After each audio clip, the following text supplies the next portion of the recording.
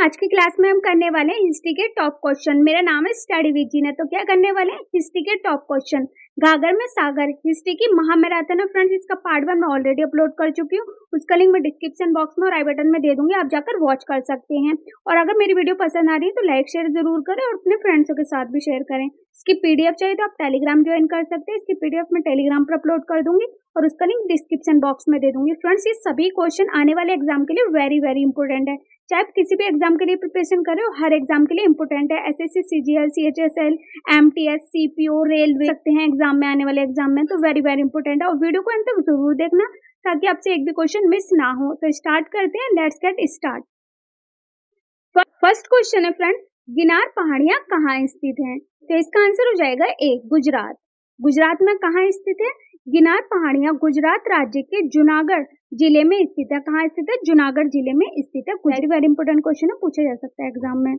Next question है, पूछीकल जल प्राप्त किस राज्य में स्थित है? तो इसका आंसर हो जाएगा सी, कर्नाटक। सूत्र पुस्तक के लेखक कौन है? तो इसका आंसर हो जाएगा वात्स्यायन। तो फ्रेंड्स, ये भी क्वेश्चन वेरी इंपॉर्टेंट है, आने वाले एग्जाम में क्वेश्चन पूछा जा सकता है। अगर आप एसएससी सीजीएल की प्रिपरेशन कर रहे हो फ्रेंड्स, उसमें ये क्वेश्चन बन सकता है, या आप किसी भी एग्जाम के लिए प्रिपरेशन कर रहे हो, हर एग्जाम के लिए वेरी वेरी इंपॉर्टेंट क्वेश्चन है। तो कामसूत्र पुस्तक के लेखक है Vatsyayana, answer B. Next question है, ये भी वेरी वेरी इंपॉर्टेंट क्वेश्चन है फ्रेंड्स, इस पे स्टार लगा लेना, ये वेरी इंपॉर्टेंट क्वेश्चन है। डिस्कवरी ऑफ इंडिया पुस्तक के लेखक कौन है? तो इसका आंसर हो जाएगा B, Pandit Jawaharlal Nehru. Discovery of India पुस्तक के लेखक हैं पंडित जवाहरलाल नेहरू। नेक्स्ट है, इसके कुछ की पॉइंट्स हैं। N42 1989 भारत की खोज। फ्रेंड्स, भारत की खोज कब हुई थी? 1989 को हुई थी, और N42 को। और अंग्रेजी डिस्कवरी ऑफ इंडिया की रचना 1944 में अप्रैल सितंबर के बीच अहमदनगर की जेल में जवाहरलाल नेहरू द्वारा की गई थी। फ्रेंड्स, ये क्वेश्चन एग्जाम में बन सकता है कि भारत की खोज कब हुई थी? 1989 को हुई थी। और डिस्कवरी ऑफ इंडिया किसने लिखी? जवाहरलाल नेहरू ने। और ये कहाँ लिखी थी उन्होंने?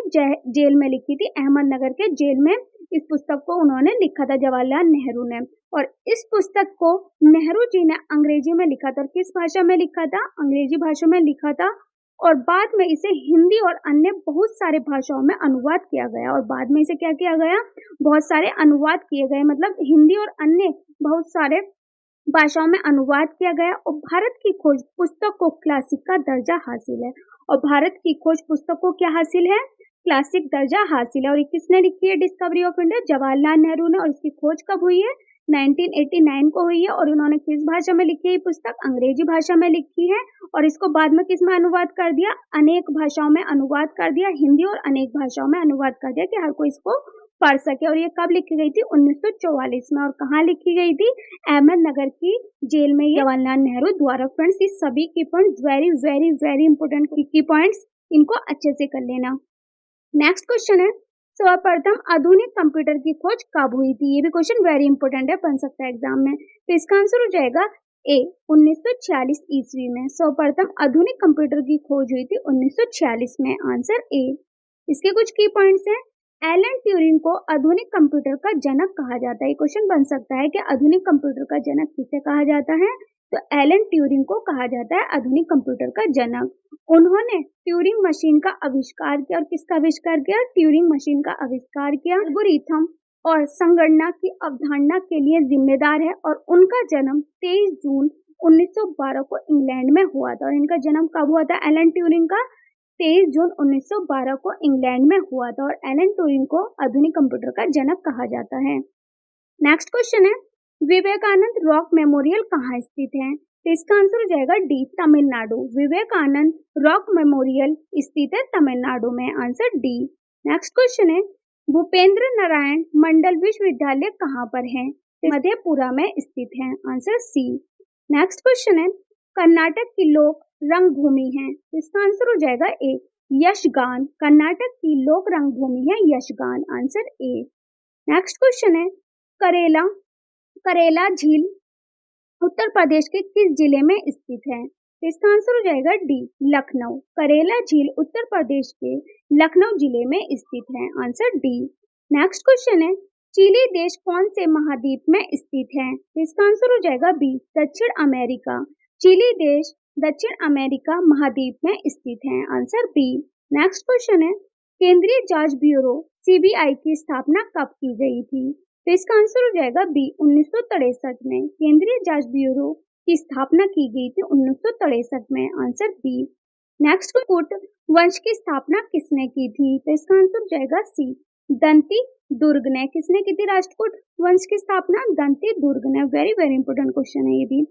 नेक्स्ट क्वेश्चन है, कंप्यूटर में काम करने के लिए किस सॉफ्टवेयर का प्रयोग किया जाता है? तो इसका आंसर हो जाएगा सी एप्लीकेशन। कंप्यूटर में काम करने के लिए एप्लीकेशन सॉफ्टवेयर का प्रयोग किया जाता है।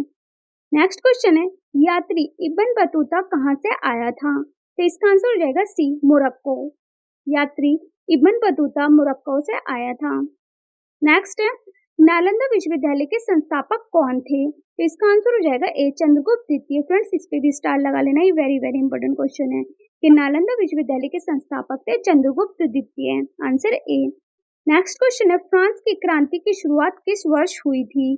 तो इसका आंसर हो जाएगा सी 1789। फ्रेंड्स ये मैंने सभी क्वेश्चन लिए हैं कि जो प्रीवियस ईयर एग्जाम में पूछे गए, तो ये सभी क्वेश्चन वेरी वेरी इंपॉर्टेंट है और इनको साथ के साथ लिखते जाएं। लिखने से ये होता है आपको याद रहेगा और एग्जाम टाइम में आप इनको इजीली सॉल्व कर सकते हैं क्वेश्चन को, इसीलिए इनको साथ के साथ लिखते जाएं।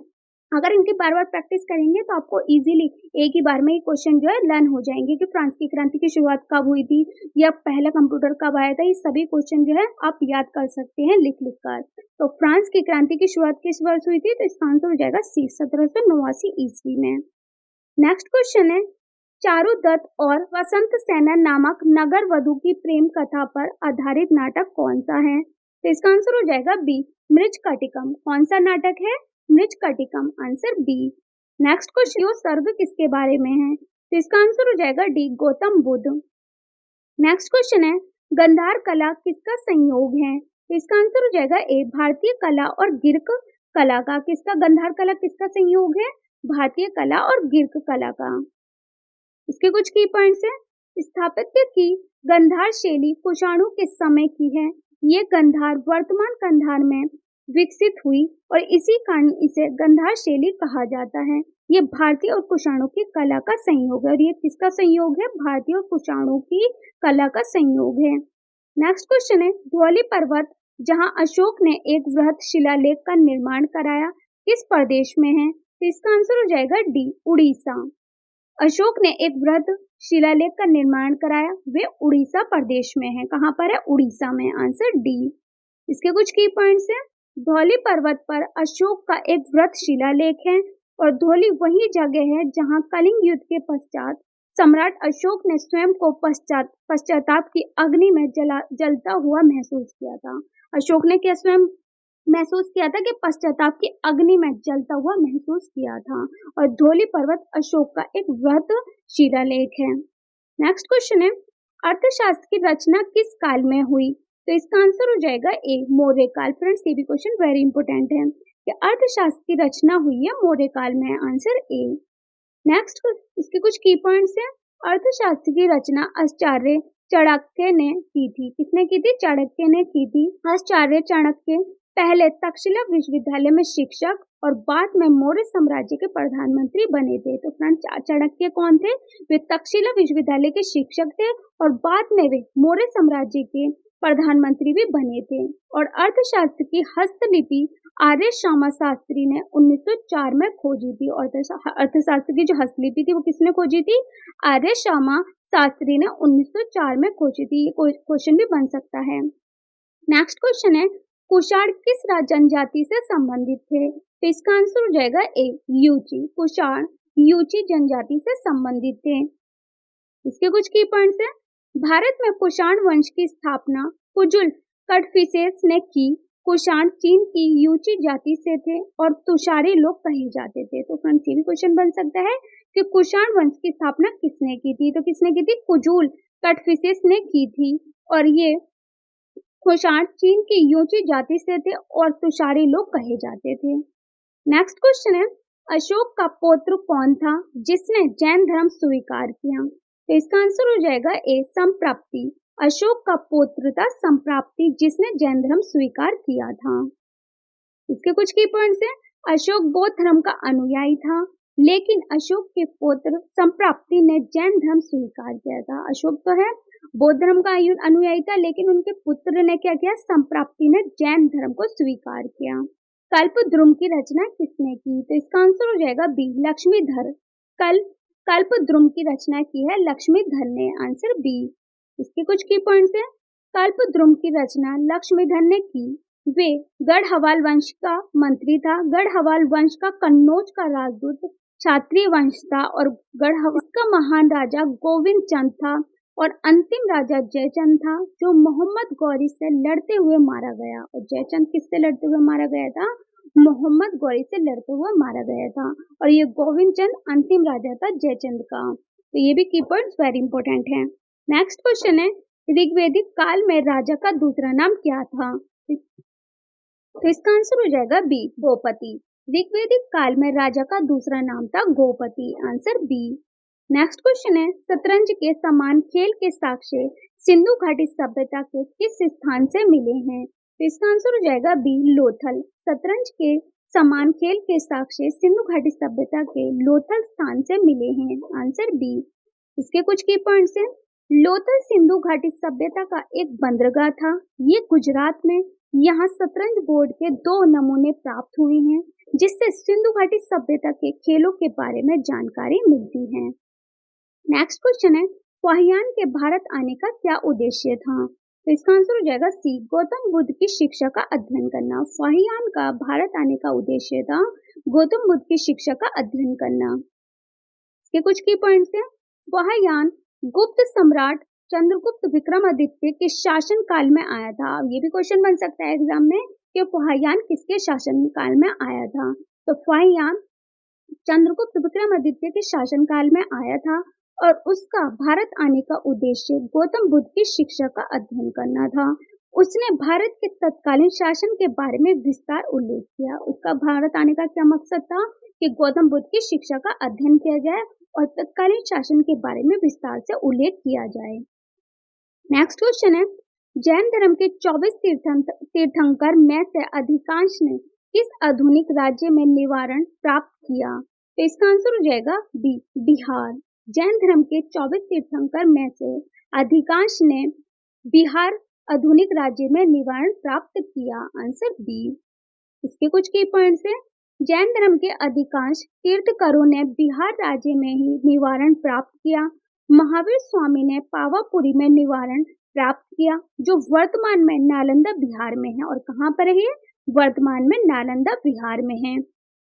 नेक्स्ट क्वेश्चन है, देवी चंद्रगुप्तम जो कि विशाखा दत्त द्वारा रचित है, किसकी रचना है? जो विशाखा दत्त द्वारा रचित है वो किसकी रचना है? तो इसका आंसर हो जाएगा सी, रामगुप्त। देवी चंद्रगुप्तम विशाखा दत्त द्वारा रचित है और ये रचना है रामगुप्त की, आंसर सी। इसके कुछ की पॉइंट्स है। रामगुप्त समुद्रगुप्त का बड़ा पुत्र था। ये भी क्वेश्चन बन सकता है कि रामगुप्त समुद्रगुप्त का बड़ा पुत्र था, जो एक निबल शासक था। देवी चंद्रगुप्तम में चंद्रगुप्त विक्रमादित्य द्वारा रामगुप्त और शक राजा के वध तथा अपने भाई की पत्नी से विवाह का जिक्र है।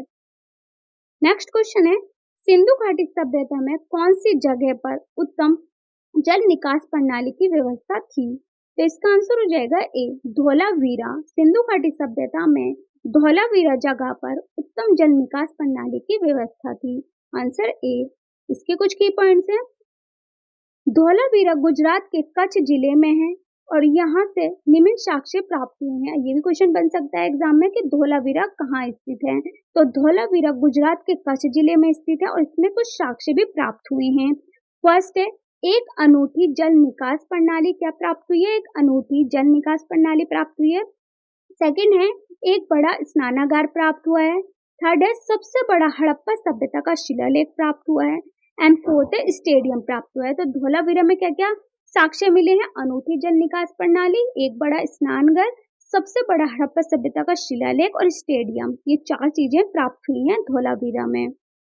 नेक्स्ट क्वेश्चन है, समुद्रगुप्त का उत्तराधिकारी कौन था या कौन बना? तो इसका आंसर हो जाएगा बी, चंद्रगुप्त द्वितीय। समुद्रगुप्त का उत्तराधिकारी बना था चंद्रगुप्त द्वितीय। ये भी वेरी वेरी इंपोर्टेंट क्वेश्चन है, स्टार लगा लेना, इस क्वेश्चन पे भी आ सकता है एग्जाम में।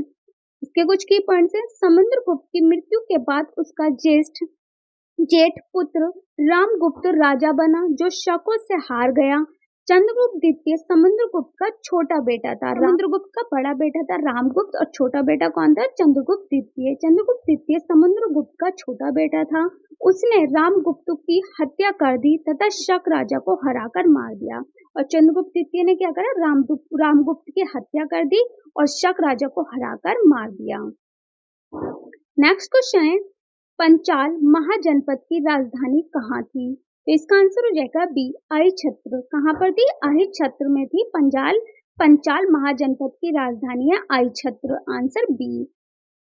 इसके भी कुछ की पॉइंट्स है। पंचाल महाजनपद वर्तमान रुहेलखंड का महाजनपद था और यहाँ की राजधानी अहिछत्र थी। महाजनपद की राजधानी क्या थी? अहिछत्र। नेक्स्ट क्वेश्चन है, कौन सा शब्द वेदों और वेदों की शाखाओं को सिखाने के विद्यालय के लिए प्रयोग किया गया है? तो इसका आंसर हो जाएगा बी, चरण। वेदों और वेदों की शाखाओं को सिखाने के विद्यालय के लिए प्रयोग किया गया है चरण। Answer B. इसके कुछ की पॉइंट्स हैं। चरण शब्द वेदों और वेदों की शाखाओं को सिखाने के विद्यालय के लिए प्रयोग किया गया है। किसके लिए किया गया है? चरण शब्द वेदों और वेदों की शाखाओं को सिखाने के विद्यालय के लिए प्रयोग किया गया है। नेक्स्ट क्वेश्चन है, निम्नलिखित में से सिंधु घाटी सभ्यता के धोलावीरा स्थल की सबसे अनोखी विशेषता क्या है? तो इसका आंसर हो जाएगा सी, इसके शहरों को 3 भागों में विभाजित किया गया था। सिंधु घाटी सभ्यता के धोलावीरा स्थल की सबसे अनोखी विशेषता ये थी कि इसके शहरों को 3 भागों में विभाजित किया गया था। इसके कुछ की पॉइंट्स हैं। सिंधु घाटी सभ्यता का धोलावीरा शहर आज के गुजरात में स्थित है। इसकी प्रमुख विशेषता शहर का 3 हिस्सों में विभाजन था। और ये कितने हिस्सों में विभाजन था? 3 शहरों में ये विभाजन था। नेक्स्ट क्वेश्चन है, इसके काल में चतुर्थ बौद्ध संगीति हुई। तो इसका आंसर हो जाएगा डी, कनिष्क। कनिष्क के काल में चतुर्थ बौद्ध संगीति की स्थापना हुई थी। Answer D. इसके कुछ की पॉइंट्स हैं। चतुर्थ बौद्ध संगीति 72 ईस्वी में कनिष्क के काल में हुई और इसके अध्यक्ष वसुमित्र और उपाध्यक्ष अश्वघोष थे। ये कुंडल वन में हुआ और ये कहाँ हुआ था? कश्मीर के कुंडल वन में हुआ था। और इसके काल में कौन आए थे? चतुर्थ बौद्ध संगीति 72 ईस्वी में कनिष्क के काल में हुई और इसके अध्यक्ष थे कनिष्क के वसुमित्र और उपाध्यक्ष थे अश्वघोष। और ये कहाँ हुई थी? कुंडल वन में हुई थी, कश्मीर के। नेक्स्ट क्वेश्चन है, जॉर्वे संस्कृति एक ताम्रपाषाण संस्कृति की खोज सबसे पहले भारत के निम्नलिखित में से किस राज्य में हुई थी? तो इसका आंसर हो जाएगा ए, महाराष्ट्र। Answer A. इसके कुछ की पॉइंट्स है। जोरवे महाराष्ट्र के अहमदनगर जिले में गोदावरी नदी के तट पर स्थित एक गांव पुरातात्विक स्थल है। इस स्थल की खुदाई पहली बार 1950 से 51 में हसमुख, धीरजलाल, संकालिया और संतारा राम भालचंद्र देव के निर्देशन में की गई थी। कब हुई थी इसकी खोज? 1950 से 1951 में। और किसके द्वारा हुई थी? हसमुख, धीरजलाल, संकालिया और शांताराम भालचंद्र देव के निर्देशन में की गई थी। नेक्स्ट क्वेश्चन है, जियाक एंड क्यारी निम्नलिखित में से किसमें स्थित हैं? तो इसका आंसर हो जाएगा ए, लद्दाख। जियाक एंड क्यारी लद्दाख में स्थित है। जियाक एंड क्यारी लद्दाख में स्थित है और वे नवपाषाण स्थलों के उदाहरण है। और ये किसके उदाहरण है? नवपाषाण स्थलों के उदाहरण हैं। नेक्स्ट क्वेश्चन है, निम्नलिखित में से कौन सी संस्कृति भूरे लाल मिट्टी के बर्तनों के लिए जानी जाती है? तो इसका आंसर हो जाएगा बी, पूर्वी नवपाषाण संस्कृति। नेक्स्ट है, पूर्वी नवपाषाण संस्कृति ब्राउनिश लाल पोटी के लिए जानी जाती है। हैनोट मालवा संस्कृति ब्लैक ऑन रेड पोटी, बुर्जहोम संस्कृति में ग्रे पोटरी, जोरवे संस्कृति लाल पोटी, दक्षिणी नवपाषाण संस्कृति और बर्निश्ड ग्रे पोटी तो ये जानी जाती है। नेक्स्ट क्वेश्चन है, हड़प्पा के खंडर निम्नलिखित में से किस नदी के तट पर पाए जाते हैं? तो इसका आंसर हो जाएगा ए, रावी। हड़प्पा के खंडर रावी नदी के तट पर पाए जाते हैं। Answer A. नेक्स्ट क्वेश्चन है, उत्तर वैदिक काल में शूद्रों के देवता कौन थे? इसका आंसर हो जाएगा ए पुषण। उत्तर वैदिक काल में शूद्रों के देवता थे पुषण, आंसर ए। इसके कुछ की पॉइंट्स हैं। बात की वैदिक परंपराओं के अनुसार देवता विभिन्न जातियों के थे। उदाहरण के लिए अग्नि ब्राह्मण है, इंद्र और वरुण क्षत्रिय हैं, रुद्र और मरुत वैश्य हैं, जबकि पूषण शूद्र देवता हैं। पूषण एक सौर देवता और आदित्यों में से एक हैं। यात्रा, विवाह और दूसरी दुनिया में आत्माओं के वाहक के लिए जिम्मेदार हैं। उन्होंने अपनी यात्रा में यात्रियों की रक्षा भी की है। तो फ्रेंड्स, ये भी क्वेश्चन की पॉइंट्स वेरी इंपॉर्टेंट है, बन सकता है एग्जाम में इससे भी क्वेश्चन। नेक्स्ट क्वेश्चन है, गौतम बुद्ध की खड़ी मूर्ति किस काल में बनाई गई थी? तो इसका आंसर हो जाएगा ए कुषाण काल में। गौतम बुद्ध की खड़ी मूर्ति बनाई गई थी कुषाण काल में। नेक्स्ट क्वेश्चन है, इसके कुछ की पॉइंट्स हैं। कुषाण काल में भारत में गंधार कला का विकास हुआ और विशेष रूप से कनिष्क, जो कुषाण काल का एक महान शासक था, कला और वास्तुकला का एक महान संरक्षक था और ये उसके शासन काल के दौरान गंधार कला का विकसित हुआ।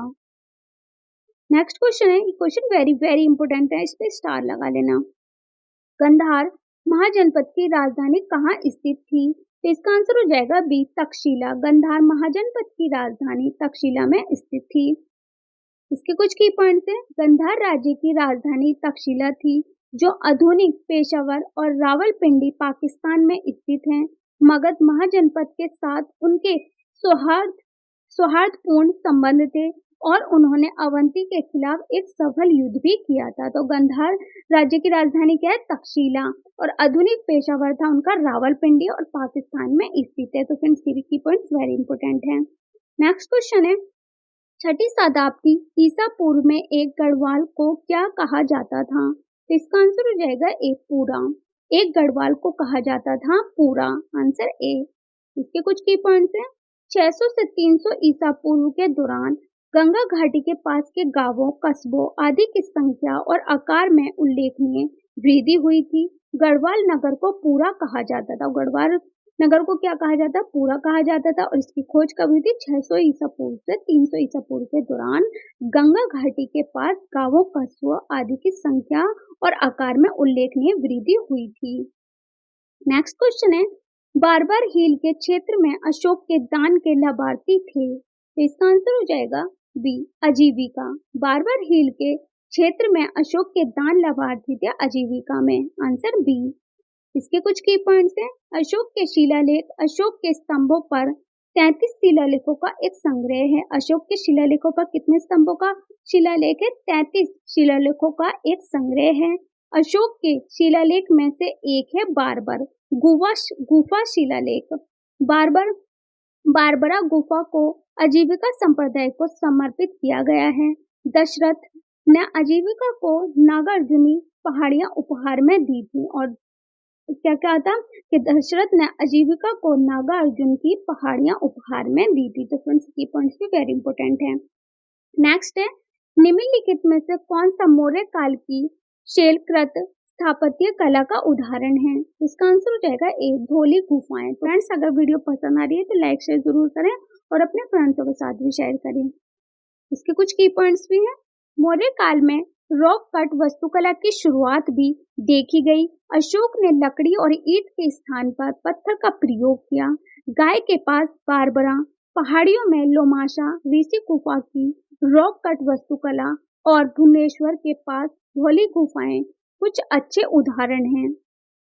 नेक्स्ट क्वेश्चन है, बैक्टीरिया के किस यूनानी राजा ने लगभग 190 ईसा पूर्व भारत पर आक्रमण किया था? तो इसका आंसर हो जाएगा ए डेमेट्रियस। किसने किया था? डेमेट्रियस ने किया था। यूनानी राजा ने लगभग 190 ईसा पूर्व भारत पर आक्रमण किया था। इसके कुछ की पॉइंट्स हैं। बैक्टीरिया के राजा डेमेट्रियस ने लगभग 190 ईसा पूर्व भारत पर आक्रमण किया और उत्तर पश्चिम में मौर्य साम्राज्य के एक बड़े हिस्से पर विजय प्राप्त की। और डेमेट्रियस ने क्या किया कि उत्तर पश्चिम में मौर्य साम्राज्य के एक बड़े हिस्से पर विजय प्राप्त की।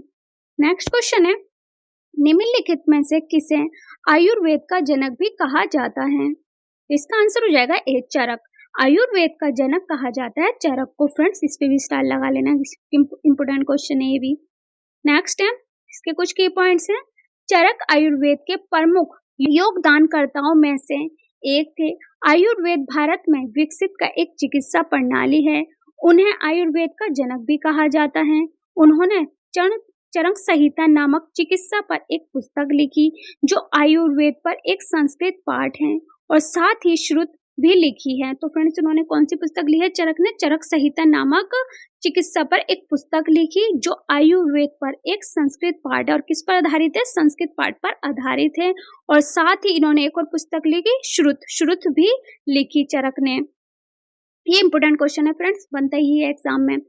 नेक्स्ट क्वेश्चन है प्राचीनतम सातवाहन अभिलेख निम्नलिखित में से किस शताब्दी के हैं? तो इसका आंसर हो जाएगा ए, पहली शताब्दी ईसा पूर्व। Answer A. इसके कुछ की पॉइंट्स हैं। सातवाहन के सबसे पुराने शिलालेख पहली शताब्दी ईसा पूर्व के हैं। पहली शताब्दी ईसा पूर्व में सातवाहन ने कण्वों को हराया और मध्य भारत के कुछ हिस्सों पर अपना शासन स्थापित किया। कण्वों ने किसको हराया था? पहली शताब्दी ईसा पूर्व में सातवाहनों ने कण्वों को हराया था। सातवाहनों जो थे उन्होंने कण्वों को हराया था और मध्य भारत के कुछ हिस्सों पर अपना शासन स्थापित कर लिया था। नेक्स्ट क्वेश्चन है सातवाहन काल में निम्नलिखित में से किस क्षेत्र को चावल का कटोरा कहा जाता है? तो इसका आंसर हो जाएगा ए, कृष्णा गोदावरी डेल्टा। कृष्णा गोदावरी डेल्टा को चावल का कटोरा कहा जाता है। इसके कुछ की पॉइंट्स हैं। सातवाहन काल के दौरान दक्कन ने एक बहुत ही उन्नत ग्रामीण अर्थव्यवस्था विकसित की। लोग धान रोपाई की कला के बारे में जानते थे। कृष्णा और गोदावरी नदियों के संगम पर उस समय का एक बड़ा चावल का कटोरा था। नेक्स्ट क्वेश्चन है भीतरी स्तंभ शिलालेख में निम्नलिखित में किस राजा का उल्लेख किया गया है? तो इसका आंसर हो जाएगा डी, सकंदगुप्त का। किसका उल्लेख किया गया है? सकंदगुप्त का। Answer D. इसके कुछ की पॉइंट्स हैं। भीतरी स्तंभ शिलालेख गुप्त शासक सकंदगुप्त के शासनकाल का है। भीतरी स्तंभ शिलालेख में स्कंदगुप्त को एक ऐसे व्यक्ति के रूप में उल्लेखित किया गया है जिसने पृथ्वी को अपने वश में कर लिया और विजित लोगों के प्रति दयालु हो गया। स्कंदगुप्त कौन था? जिसने पृथ्वी को अपने वश में कर लिया और विजित लोगों को प्रति दयालु हो गया। नेक्स्ट क्वेश्चन है गुप्त काल के दौरान निर्मित निम्न में से किस मंदिर में शिखर का वर्गाकार मीनार है? तो इसका आंसर हो जाएगा सी, 1, 2 और 3। तो ये तीनों ही है। देवगढ़ में दशावतार मंदिर, सेकंड भीतर गांव मंदिर एंड थर्ड है नाचना कुठार में महादेव मंदिर। तो ये तीनों ही हैं जो मंदिर शिखर का वर्गाकार मीनार है गुप्त काल में। तो आंसर हो जाएगा इसका सी, 1, 2 और 3। इसके कुछ की पॉइंट्स है। प्रारंभिक गुप्त काल में शिखर बाद के गुप्त काल की तुलना में अधिक प्रमुख नहीं थे। देवगढ़ में दशावतार मंदिर, भीतर गांव मंदिर और नाचना कुठार में महादेव मंदिर में शिखर का एक वर्गाकार मीनार है। नेक्स्ट क्वेश्चन है निम्नलिखित में से किस राजा ने वाकाटक साम्राज्य को दक्षिण की ओर विदर्भ में विस्तृत किया? तो इसका आंसर हो जाएगा आंसर सी। इसके कुछ की पॉइंट है। प्रवरसेन विद्या शक्ति का पुत्र और वाकाटक साम्राज्य का उत्तराधिकारी था। उसने नागा राजाओं के साथ युद्ध किए।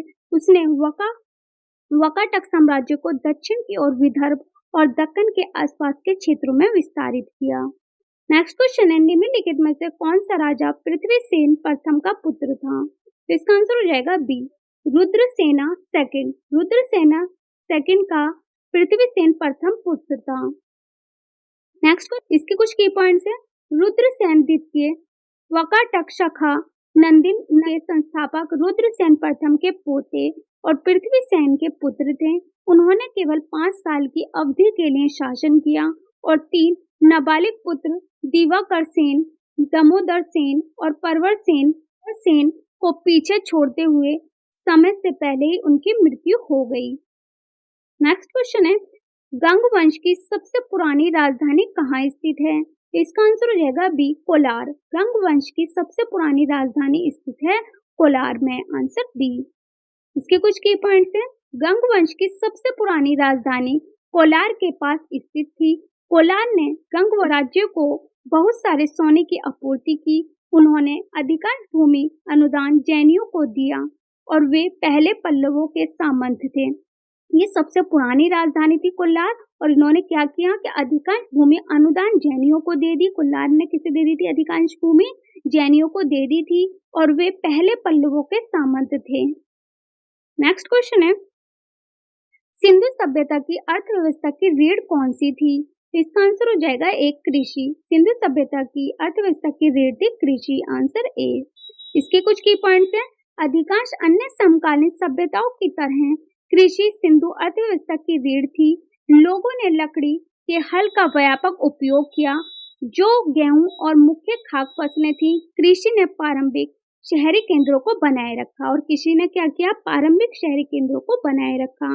और अधिकांश समकालीन सभ्यताओं की तरह कृषि सिंधु अर्थव्यवस्था की रीढ़ की थी। नेक्स्ट क्वेश्चन है, वाकाटक वंश का संस्थापक कौन था? तो इसका आंसर हो जाएगा डी, विंध्य शक्ति। विंध्य शक्ति वाकाटक वंश का संस्थापक था। इसके कुछ की पॉइंट्स हैं, वाकाटक वंश का संस्थापक विंध्य शक्ति था और उनका नाम देवी विंध्य के नाम से लिया गया है। और वाकाटक राजवंश भारतीय शासक घराना 3री शताब्दी ईस्वी के मध्य में दक्कन में उत्पन्न हुआ और दक्कन के कई समकालीन राजवंशों की तरह वाकाटकों ने भी ब्राह्मणवादी मूल के होने का दावा किया। नेक्स्ट क्वेश्चन है, खजुराहो के मंदिर किस राज्य में स्थित हैं? तो इसका आंसर हो जाएगा सी, आंध्र प्रदेश। खजुराहो के मंदिर आंध्र प्रदेश में स्थित हैं। इसके कुछ की पॉइंट्स हैं, खजुराहो स्मारक समूह मध्य प्रदेश के छतरपुर जिले में हिंदू मंदिरों और जैन मंदिरों का एक समूह है। खजुराहो स्मारक क्या है?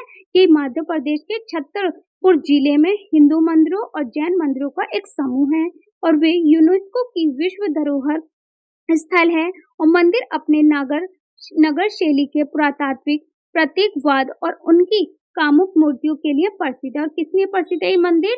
पुरातात्विक प्रतीकवाद और उनकी कामुक मूर्तियों के लिए प्रसिद्ध है। और अधिकांश खजुराहो मंदिर चंदेल वंश द्वारा बनाए गए थे। खजुराहो मंदिर 950 और 1050 के बीच बनाए गए थे। नेक्स्ट क्वेश्चन है, हेनसांग राजा के शासनकाल में कांचीपुरम आया था। इसका आंसर हो जाएगा बी, नरसिम्हा वर्मन प्रथम। हेनसांग नरसिम्हा वर्मन प्रथम राजा के शासनकाल में कांचीपुरम आया था, आंसर बी। इसके कुछ की पॉइंट्स हैं, हेनसांग ने नरसिंह वर्मन प्रथम के शासनकाल के दौरान लगभग 642 ईस्वी में पल्लवों की राजधानी कांचीपुरम का दौरा किया। पल्लवों की राजधानी क्या थी? कांचीपुरम। वे पल्लवों और उनके लोगों का एक दिलचस्प विवरण देता है। उनके अनुसार पल्लव साम्राज्य में कई मठ और बौद्ध मंदिर थे और लोग खुशी खुशी रहते थे। और पल्लव साम्राज्य में क्या थे? कई मठ और बहुत बौद्ध मंदिर थे और लोग खुशी खुशी रहते थे। नेक्स्ट क्वेश्चन है, निम्नलिखित में से किसे देवनामप्रिय के नाम से जाना जाता था? तो इसका आंसर हो जाएगा ए, अशोक। अशोक को देवनामप्रिय के नाम से जाना जाता था। इसके कुछ की पॉइंट्स हैं, देवनामप्रिय जिसे देवनामप्रिय के नाम से भी जाना जाता है, मगध सम्राट अशोक द्वारा अपने शिलालेख में इस्तेमाल किया गया था। और ये किसमें इस्तेमाल किया गया था? अशोक के शिलालेख में इस्तेमाल किया गया था देवनामप्रिय। देवनामप्रिय का अर्थ क्या है? देवताओं के प्रिय। क्या अर्थ है इसका? देवताओं के प्रिय। ये अक्सर अशोक द्वारा प्रियदासी शीर्षक के साथ प्रयोग किया जाता है, जिसका अर्थ है वे जो दूसरों के साथ दया करता है। इसका अर्थ है शिलालेख का देवनामप्रिय का, जो दूसरों के साथ दया करता है। ये की पॉइंट्स भी वेरी इंपॉर्टेंट है। नेक्स्ट क्वेश्चन है, किस हड़प्पा स्थल में हल का टेराकोटा पाया गया था? तो इसका आंसर हो जाएगा ए, बनवाली। हड़प्पा स्थल में हल का टेराकोटा पाया गया था बनवाली में, आंसर ए। बनावली हरियाणा के फतेहाबाद में सरस्वती के सूखे बिस्तर के बाएं किनारे पर स्थित है। उत्खनन से 3 गुना संस्कृति अनुक्रम प्राप्त हुआ है। पूर्व हड़प्पा, प्रारंभिक हड़प्पा और 12 हड़प्पा के बाद हल के टेराकोटा मॉडल चोलिस्तान और बनावली हरियाणा के स्थलों पर पाए गए हैं। और कालीबंगा राजस्थान में एक जोता हुआ खेत पाया जाता है। फ्रेंड्स, ये क्वेश्चन बन सकता है कि कालीबंगा में क्या प्राप्त हुआ है? तो कालीबंगा के राजस्थान में एक जोता हुआ खेत पाया जाता है। नेक्स्ट क्वेश्चन है, भारत के जुरासिक युग के किस क्षेत्र के पसंदीदा वृक्ष जीवाश्म पाए जाते हैं? इसका आंसर हो जाएगा सी, छत्तीसगढ़। वृक्ष जीवाश्म पाए जाते हैं छत्तीसगढ़ में, आंसर सी। तो फ्रेंड्स ये सभी क्वेश्चन वेरी वेरी इंपॉर्टेंट है। पार्ट 1 और पार्ट 2 में मैंने ये क्वेश्चन कवर कर दिए हैं। अब इससे आगे के क्वेश्चन हम पार्ट 3 में करेंगे। क्वेश्चन किस पर करेंगे? मध्यकालीन भारत का इतिहास, महामैराथन हिस्ट्री, ये पार्ट 3 होने वाला है। अब तक मैं पार्ट 2 करा चुकी हूँ। तो ये सभी क्वेश्चन जो है वेरी वेरी इंपॉर्टेंट क्वेश्चन है, आने वाले एग्जाम में ये पूछे जा सकते हैं। चाहे आप किसी भी एग्जाम की प्रिपरेशन कर रहे हो, हर एग्जाम के लिए वेरी वेरी इंपॉर्टेंट क्वेश्चन है। इसमें से एक क्वेश्चन जरूर बनेगा आने वाले एग्जाम के लिए। एसएससी सीजीएल की करो, यूपी बीएड की करो, यूपी पुलिस की करो, एमटीएस की करो, या आप किसी भी एग्जाम के लिए प्रिपरेशन करो, ऑल कॉम्पिटिटिव एग्जाम में हर एग्जाम के लिए इंपॉर्टेंट है। और फ्रेंड्स अगर मेरी वीडियो पसंद आ रही है आपको तो लाइक शेयर जरूर करें और अपने फ्रेंड्सों के साथ भी शेयर करें। और मेरी वीडियो कैसी लगी कमेंट बॉक्स में लिखना मत भूलना। और आपको नेक्स्ट कौन से टॉपिक पर वीडियो चाहिए आप मुझे कमेंट बॉक्स में लिखकर बता सकते हैं। Thanks for watching.